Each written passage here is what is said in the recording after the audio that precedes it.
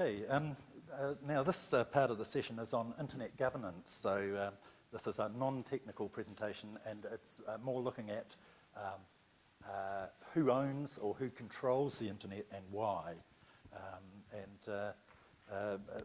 Or to put it another way, how we got into this mess. And I see Jeff Houston's here in the corner. So Jeff, some of the dates might not be absolutely accurate, and I know you're a stickler. But please don't, yeah. I think this is more about the formula of where we've got to rather than accuracy of data, because as we know, not all the statistics on the internet are always 100% accurate. Okay, by way of introduction, my name's Keith Davidson. I'm the International Director of Internet NZ. I also do a whole host of tasks internationally as a result. I'm the Vice Chair of the Asia Pacific Top Level Domain Association.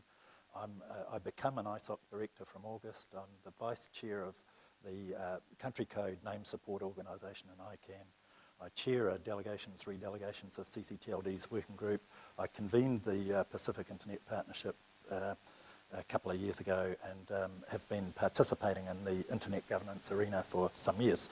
And I used to own and operate a little ISP in New Zealand, so I guess in summary I know a little bit about this space, but not a lot. Today I'm going to talk about the relevant parts of history that contribute to internet governance, who the current actors are, which I also term as alphabet soup. Thirdly, the transition or collision or convergence between the players, and then a brief summary if I can. Okay, so in the beginning, telegraph was invented somewhere between 1804 and 1837. It wasn't a sudden invention, but it came about as a result of a number of initiatives, culminating in Morse code and the actual zeros and ones or blips across an electronic an electronic wire, so enabled an end-to-end process of transmission of data. So if you like, that was the very beginning of the internet, if you like. It was the transmission of data. The telephone was invented not in one hit either, but somewhere between 1844 and 1876 with different pieces of it coming about. But there was perceived in the early 1860s a need to regulate and control the protocols of telephony. So the International Telecommunications Union was born in 1865 with its mission to enable the growth and sustained development of telecommunications and information networks and facilitate universal access so people everywhere can participate in and benefit from the emerging information society. That's a much more modern view, but essentially they were created to look after telephony, what we call POTS, the plain old telephone system from old, and the ITU, it still exists today. It's a treaty organisation under the auspices of the United Nations. And you'd have to say that in terms of your ability to make a telephone call end-to-end across the planet, generally they've done a pretty good job of enabling telephony to be seamless in that regard. Okay, the internet's beginnings. We heard already that the 1950 space race led to the DARPA, the concept, and 1962 the vision was to establish a galactic network, and ARPANET being the outcome, an experimental network established in 1969. So looking at sort of the milestones, if you like, in terms of what's happened on the internet, I'm not going to go through these one by one, but probably the critical ones. 1969 was standards were established using what's known as the RFC process. Now this was really interesting. As we were hearing earlier, the internet was being developed as a military tool. This was part of the Star Wars program, and yet the standards were being developed on this new process called a request for comment. So RFC 1 was produced by Steve Crocker in 1969, and this was, in talking to the likes of Steve Crocker, it was because it was a military network and a military thing that they wanted to avoid the need to go through the production of field manuals, which would have said, if you want to use this network, you must do it like this. You can't do it any other way. That's the prescribed military methodology by field manual. So what Steve Crocker and Bob Bob Kahn and Vince Cerf and others tried to do was to enable this network to grow harmoniously by publishing RFCs which explained the protocols and the behaviours anticipated on the internet rather than saying this is the way you must behave. So it was kind of a useful change in mindset of nobody owning and everybody broadly abiding by these rules and anyone being able to develop a protocol or a process for the internet via an RFC. And that still exists today. 1973, to me, was the first killer application for the internet, FTP, the file transfer protocol, which enabled you to get a file from one place to another from different platforms, different computers, but reassembling the packets in some sensible order at the other end. 1983 was the second sort of killer app, which to me, which was email. And email wasn't suddenly invented in 1983, but suddenly there were a number of users and it became kind of usable. I didn't see it as being particularly usable outside of computing in those days because you were acting off your prompt on your computer. There's no Windows or sort of seamless methods of email clients and so on. But anyway, it showed a lot of promise at the time. Okay, and then 1993, Churn released the World Wide Web and the first web browsers became available, and that to me was the third killer application of the internet. I think that led to the actual popularisation of the internet. Up until 1993, there were very few users, generally confined to technical institutes and so on. So till 93, the internet was run by and for geeks and primarily used for research, education and military space purposes. 1993 onwards, you've seen this change. The mass popularisation has seen businesses being very interested. So the different drivers of businesses now being involved and using the internet. The challenges began to stretch this anarchy structure, so there was transitioning from what you'd say was a total geek playground to something much more serious, and the critical nature of it as infrastructure, the technical challenges, and the legal and regulatory challenges increased massively through the 90s. During all this time, the US government had, and still to a degree has, some unilateral control over the core of the internet. But one of the moves that happened during the mid-90s was a number of people questioning the US government's ongoing role, and the US government, as a result, responded. There were a number of concepts played with, but one ended up as a green paper, then a white paper to establish a company called NewCo, which eventually came into being in 1997-98, known as ICANN, the Internet Corporation of Assigned Names and Numbers. So it's established by the USG, but its role was to establish the policies and the framework for the management of the domain name system outside of the US government, and to be a global and globally accountable body. And in 1999, just interestingly, the ITU sort of had flirted with the internet from time to time, but became somewhat more interested as it could see how the internet was impacting or colliding or converging with the plain old telephone system. Okay, and so let's look at the alphabet soup and have a look at some of the stakeholder organisations involved in the core of the internet. Firstly, one of the critical things is IANA, the Internet Assigned Numbers Authority, or quite often called the IANA function. This is the central database at the very core of the internet, so it records the delegations of top-level domains like country codes like .nz and .us, generic top-level names like .com or .info, all of the IP address allocations, and also there's a number of other protocol issues for the technical community that are included. So this is a relatively small database, and it's published on the internet's root servers. Now the IANA function is contracted out by the US government, and It's just renewed the contract with ICANN in the last 2 days. So ICANN has an ongoing role in administering the IANA function through to 2019. The root servers, there are 13 root servers named or numbered A to M. And there's sometimes some criticism over these root servers because 11 out of the 13 are managed by US corporations. But I think that while there are only 13 root servers, there are now myriads of mirrors of these root servers. And New Zealand has at least 2 and soon to be 4 root server mirrors.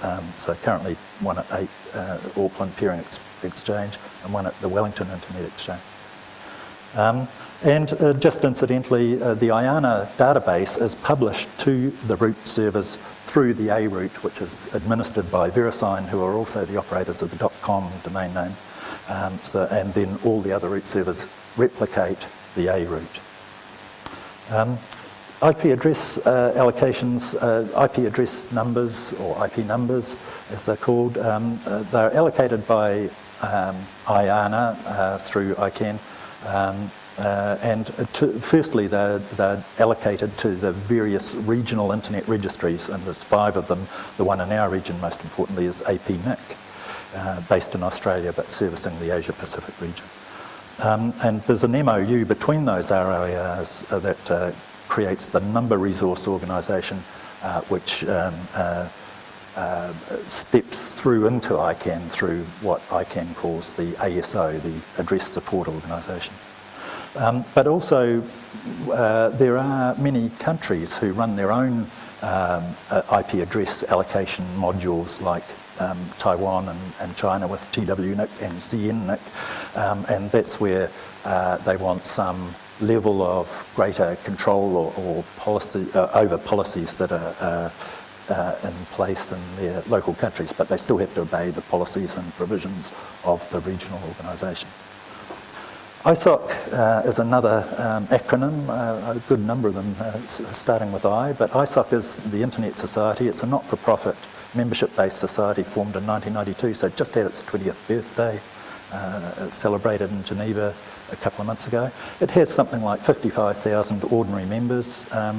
There are 130 or more organisational members, and there are 90-odd geographic chapters.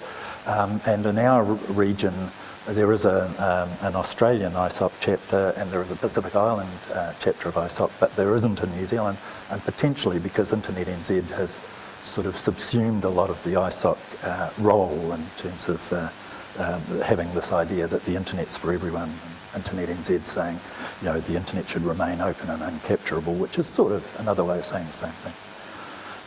And ISOC seeks to assure the open development, evolution and use of the internet to benefit everyone. ISOC provides the management home to the Internet Architecture Board, the Internet Engineering Steering Group, the Internet Engineering Task Force, the Internet Research Task Force, which, you know, and this is the technical playground, mainly the IETF as a public body. Anyone can belong, you can attend IETF meetings, and it's in that forum that you get to create your RFCs and create new standards or finesse standards for the internet. So while ISOC doesn't control those bodies, it provides a home and the publishing mechanisms and the organisation of the meetings and so on and so on. Also, ISOC is the home of Public Internet Registry, which is the registry for the .org top-level domain, and that provides a massive amount of funding for ISOC's broader activities and its ability to outreach and do programs everywhere. ICANN, as I mentioned earlier, the Internet Corporation of Assigned Names and Numbers, it's a Californian-based not-for-profit corporation established in 1998, and it seeks to globalise the management of the Internet's unique identifiers, or the DNS, the domain name system. It started off in life having a contract with the US government, a very clear signed contract, and it's been through a couple of iterations now, and in the last couple of years has become what's known as the affirmation of commitment. So rather than being a contract, it's more a set of statements made by ICANN about what it will do and how it will responsibly manage the core of the DNS, and the US government acknowledging that it has a right to exist as long as it fulfills its commitments.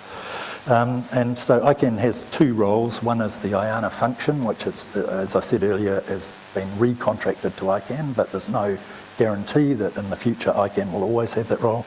And then the second primary role is to establish the policies for managing the Internet's unique identifiers. And probably the biggest thing in terms of ICANN news in recent years has been the launch of the new top-level domains program and the 1,900 applications for new top-level domains from .gay to .eco to .whatever, .kiwi and so on, all having arisen as a result. ICANN, just to demonstrate what it is, it has a board of directors comprising of constituency seats, and it has a number of what we call SOs and ACs, so support organisations and advisory committees. And you'll see at the top, probably the only important point here is that it has a government advisory committee. So it's a kind of an unusual beast. Usually governments are in charge of things. You know, in this instance, the government advisory committee provides advice through a non-voting seat on the ICANN board. And while it is an advisory committee, it's a very important advisory committee because the ICANN board must take notice of their advice or give reasons back to the government advisory committee as to why it isn't taking notice of them. We'll have a look at the United Nations just briefly, created in 1948-49 after the League of Nations and World War II ended. There are 192 or 193 member states. Remembering that there are 240 country code top-level domains, so there's a lot of countries that don't have governments, or countries and territories that don't have governments. There's a myriad of associated treaty organisations, but probably spectacularly the most important in terms of the internet is the ITU, although people like UNESCO and UNDP do a fantastic job in terms of outreach and last mile connectivity, particularly in small island states and developing countries. But remember, the United Nations and its treaty organisations like ITU are government-led, and their policies are always by treaty. So, you know, treaties are kind of everybody's fifth best desire. So let's have a look at what multi-stakeholderism is. So IANA, ICANN, ISOC, the regional internet registries like APNIC were established, and Internet NZ for that matter, they're all established as multi-stakeholder organisations, so no barrier to equal participation. UN and ITU treaty organisations empower only governments as decision makers, so a really key difference in philosophy here. Multi-stakeholderism means, and I don't think there's any dictionary definition, so this is just purely mine, but it means all stakeholders from government, business, the technical community and civil society participating, and most critically on an equal basis. You know, that no one has a special place in this, that multi-stakeholderism is about equal participation.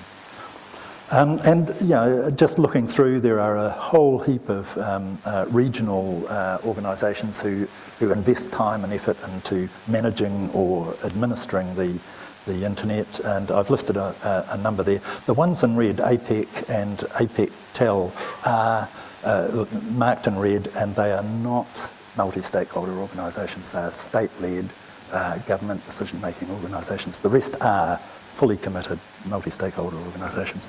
There's a whole bunch more. You can belong to any of these groups just by turning up or subscribing to their mailing lists.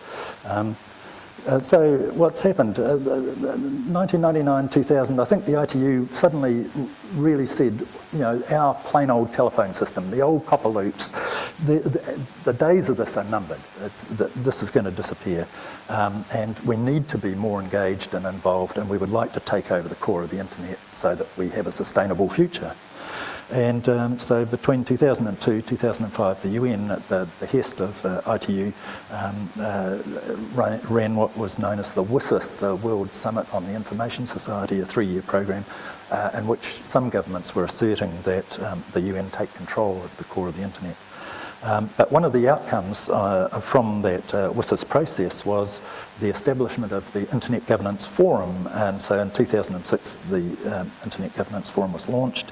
And this is an annual event that provides a stage for multi-stakeholder participation. So it's a non-treaty organisation, it's a there are no finite outcomes, there's no agreed text, there's no resolution at the end of these meetings, but it's a meeting where huge numbers of people go, attend, listen to others, appreciate their viewpoint, and perhaps come home and create local rules, regulations or conditions for the management of the internet at a local basis.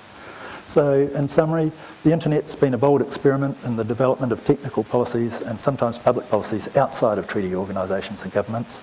Technical development has been the sole criteria, with very little, if any, concern for morals, ethics, or sometimes laws. So a lot of the issues we face today is that this was about technical deployment, and the IETF and others examining things purely on the technical basis. Will this work or will it not work?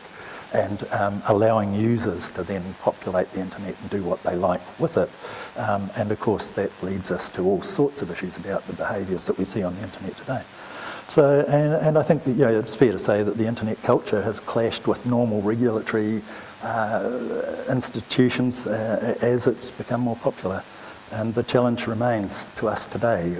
Do we seek to control the internet through government regulation and intervention, or do you allow the technical folks the ongoing capability of rapid deployment of new technologies, and then the government's roles to tidy up and clean up, and all of us taking responsibility for making the internet safer, more secure, more stable as a result later. And one of the remarkable things that occurs to me along the way is that there's very seldom, if ever, a one-size-fits-all solution. So what might suit China with 1.2 billion people is unlikely to suit Niue with 1,000 people. Local conditions and local cultures need to determine their own rules and methodologies, and treaties don't give you that. Treaties that create a binding, everybody must obey this set of rules. The internet has been the fastest growing new media in history. There's about 7 billion population, 2.x billion are connected, and just some staggering statistics like 294 billion email messages every day. Most of them arriving in my inbox, it feels like. And our challenge as internet governors, because we are all internet governors and you've all got a role to play in it, is how do we promote and protect the internet?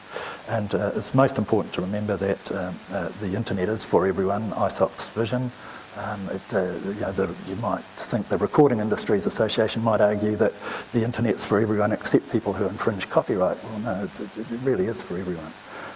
And so, the stage that these sorts of discussions about useful public policies and useful methodologies of cleaning and tidying the internet happen through this Internet Governance Forum. There's been 6 annual events so far. The main themes are things like access, diversity, openness, security, and critical internet resources.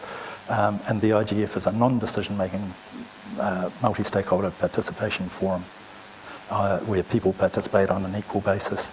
And there is a strong, now stronger and stronger remote participation in the IGF. So this year's event is in Baku, Azerbaijan in November, I think.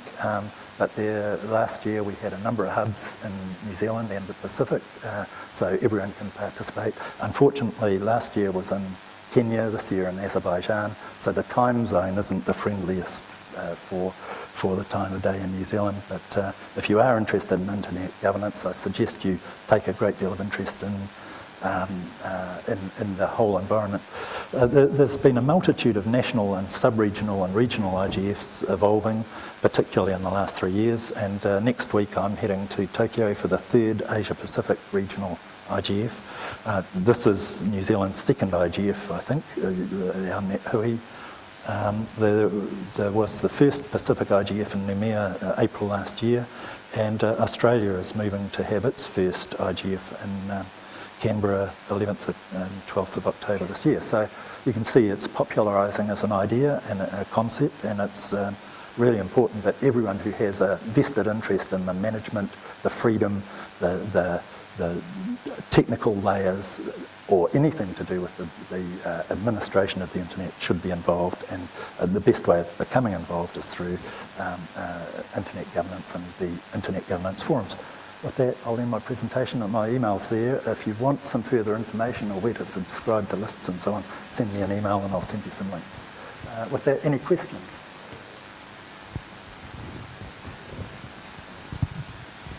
Keith, is it possible that there be a future governance model that doesn't involve the US or the United Nations, that takes countries' governments right out of the picture?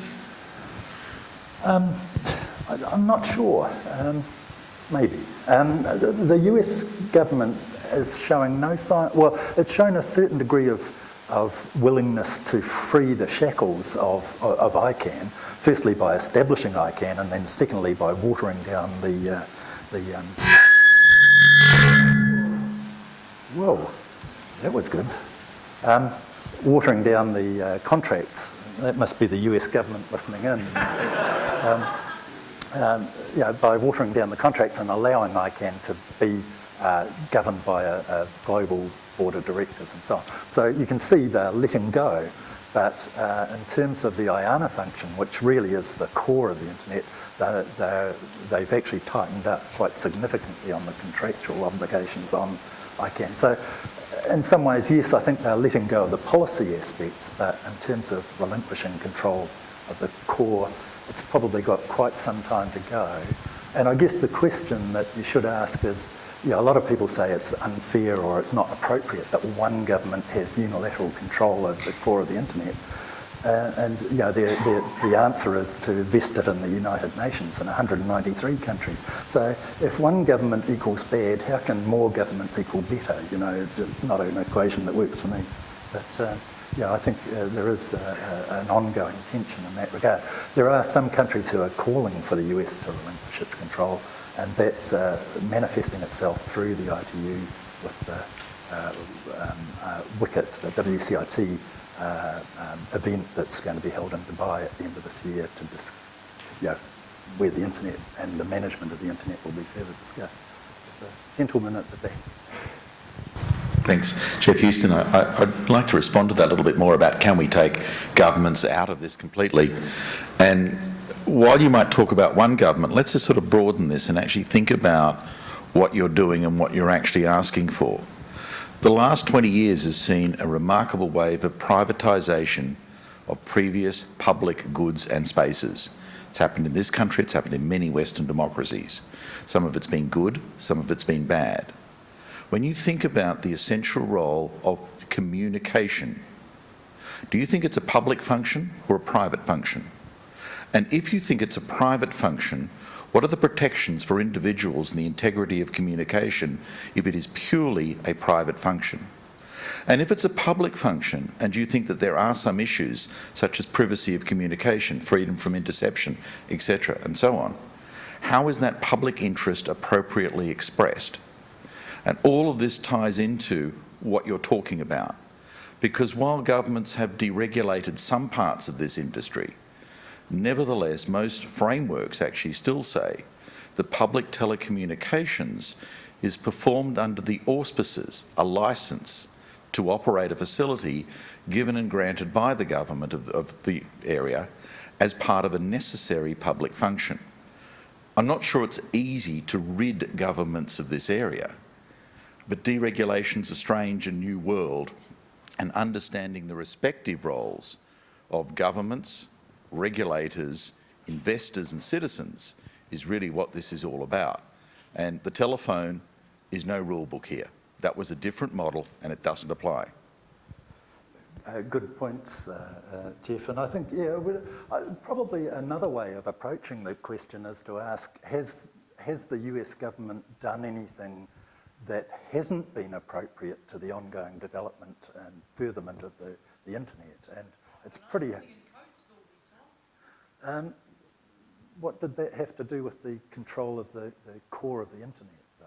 The copyright issues. I think that's at the edge of the internet, but yeah. They can just storm through into people's homes? Well, we're seeing the legal consequences of that, so it's maybe not so clear that they can storm into people's homes. Yeah. But I'm talking here about the actual core functionality of the internet, and the US government has by and large acted quite appropriately. There have been instances where they've behaved remarkably badly, but by and large their discharging of their responsibilities through ICANN and the IANA function have been very carefully controlled and managed and in the best interests of the public. And Jeff, I think there was another part to your question too that raised a bit of an alarm bell. Can I put a question to you, particularly over the ITRs? I think you're one of the few people that I know who was in Melbourne in 1988 when the ITRs, this is the International Telecommunication Regulations from the ITU, were last penned in 1988. And so this year, what's your view as to where the ITU will go with the ITRs? Will they seek to accommodate aspects of the internet into that agreement or not? What's going on, of course, is that back in 1988, the world's governments, because at that stage most telecommunications were still largely regulated, excessively controlled, and in the same way that New Zealand Telecom was a publicly owned corporation and was basically indistinguishable from government, most countries had the same arrangement. Governments decided to further and continue the structural cross-subsidisation of rich to poor inside the telecommunications industry. And they decided that they would continue this idea that it was quite okay, if you will, to flow money from rich to poor as part of the telephone conversation. So they went and met and signed this wonderful idea that we'll continue to do international financial settlements because we're all basically public bodies and it's all governments. Now, that created a bunch of countries who have become dramatically dependent. At one point, the GDP of Laos, 50% of it was actually provided in cash by AT&T. AT&T was spending billions of dollars a year subsidising a whole bunch of governments all around the world, and those governments created a culture of dependence. Like Ghana, it just relied on the money. So we ripped apart the telephone system. Less than 30% of all long-distance calls are now made on the telephone system. The rest of it's Skype. And all those countries are now losers. So there is a large number of countries who see the revenues disappearing out the door and are screaming at the ITU, saying, for God's sake, stop this.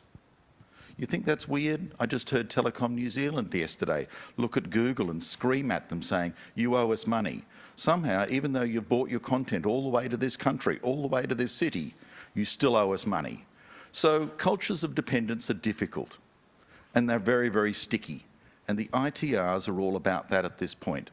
Because having pushed the investment base of the internet into private capital, a bunch of folk are now sitting in the ITU saying, private capital should now bear the burden of structural cross-subsidisation from rich to poor.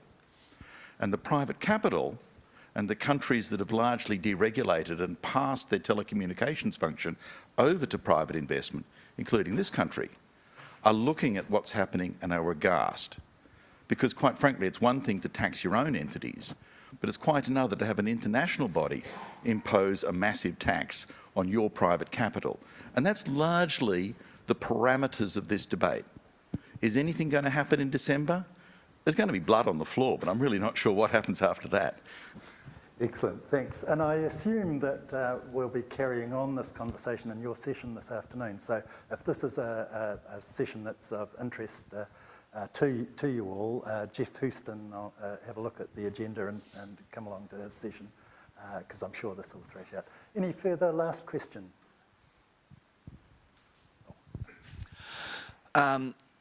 Yeah, so My question is just in regards to the IGFs.